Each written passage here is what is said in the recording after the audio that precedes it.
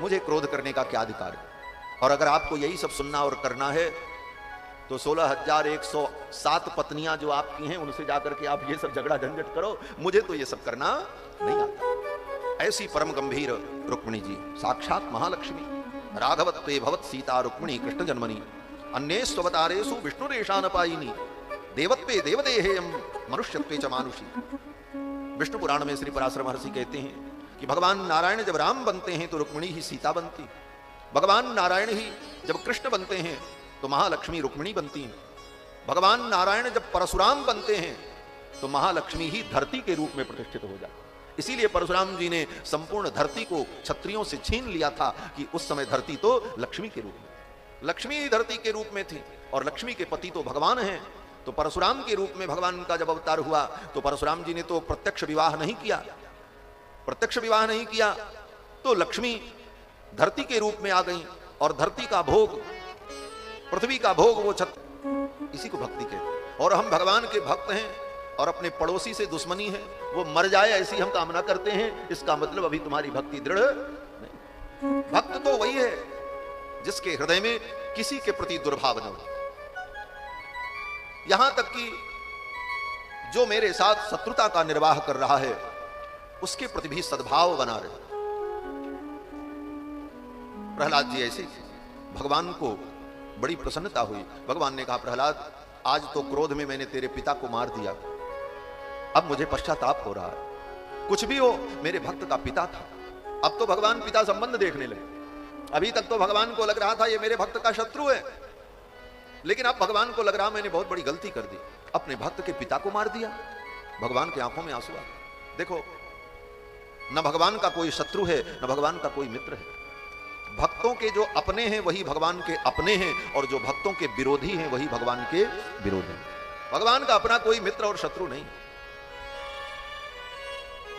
वाल्मीकि रामायण में बड़ी सुंदर चर्चा है, जब भगवान ने बाली को मार दिया, बाली जब नीचे गिरा और रो रो करके अपनी बातों को कह करके तड़प तड़प करके जब मर गया बाली, तो इस दृश्य को देख करके अचानक सुग्रीव का भाव बदल गया। अब तो सुग्रीव रोने लगे भर भर भर भर।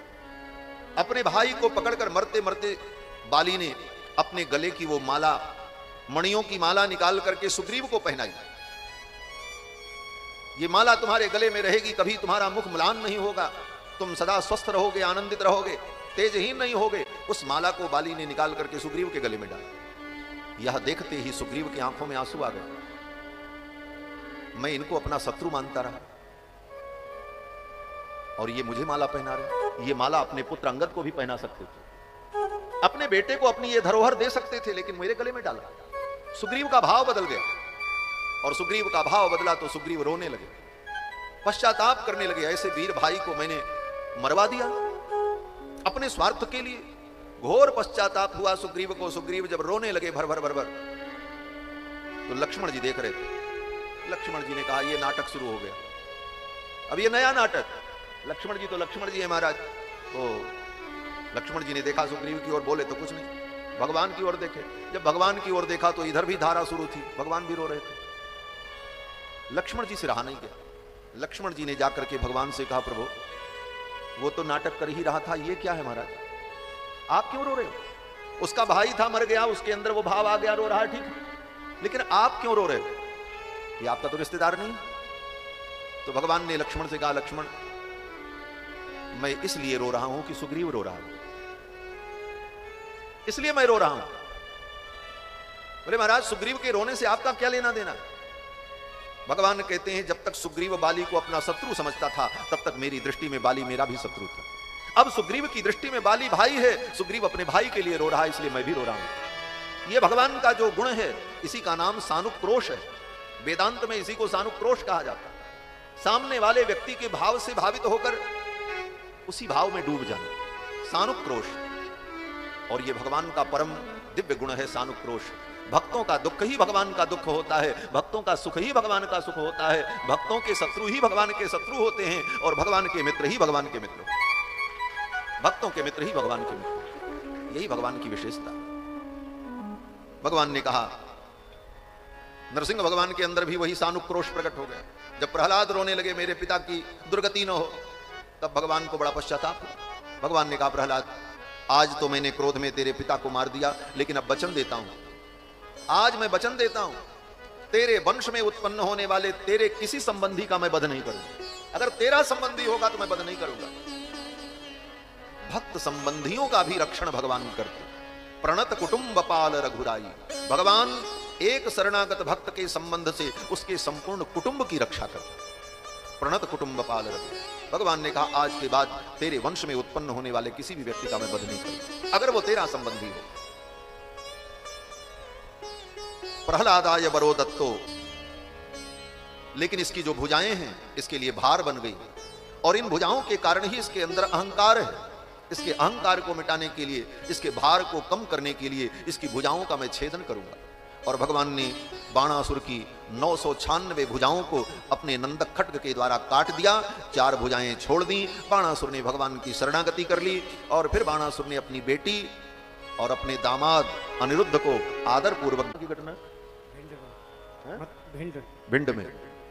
भिंड में कथा चलती रही मध्य प्रदेश में, और किसी को होश नहीं। ये लोग बार बार इशारा करें, मुझे भी पता नहीं चला। हमने कहा कथा तो हो रही तो होने दो।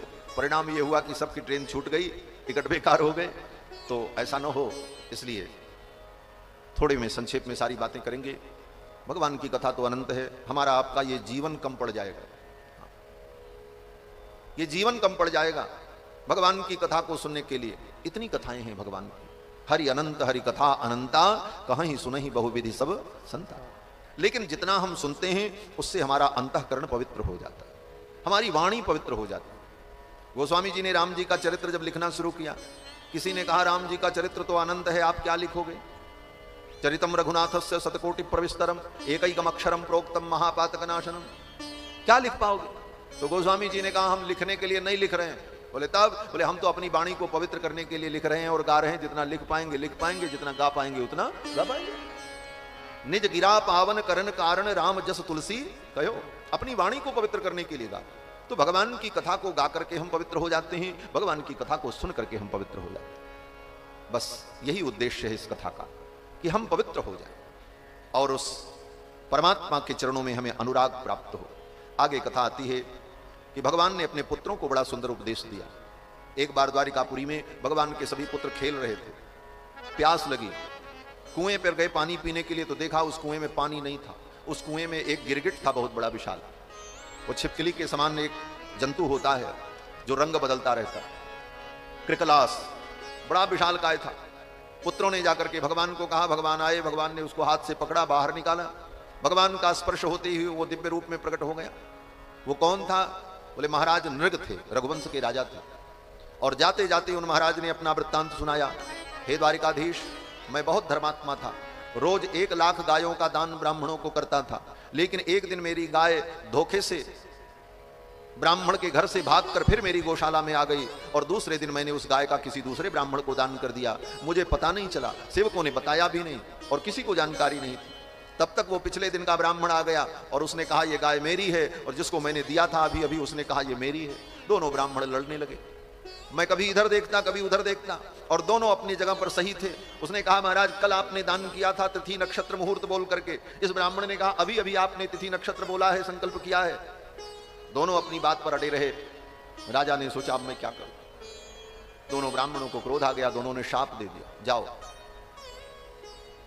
रंग बदलते हो गिरगिट के समान, कभी इधर देखते हो कभी इधर देखते हो, जाओ कृकलास हो जाओ। शाप देकर के कृकलास बना। चरणों में गिर करके राजा ने प्रार्थना की मेरा उद्धार कब होगा। ब्राह्मणों को करुणा आ गई। उन ब्राह्मणों ने कहा जब कृष्णावतार होगा तो भगवान के कर कमल का स्पर्श प्राप्त करके तुम्हारा उद्धार हो जाए।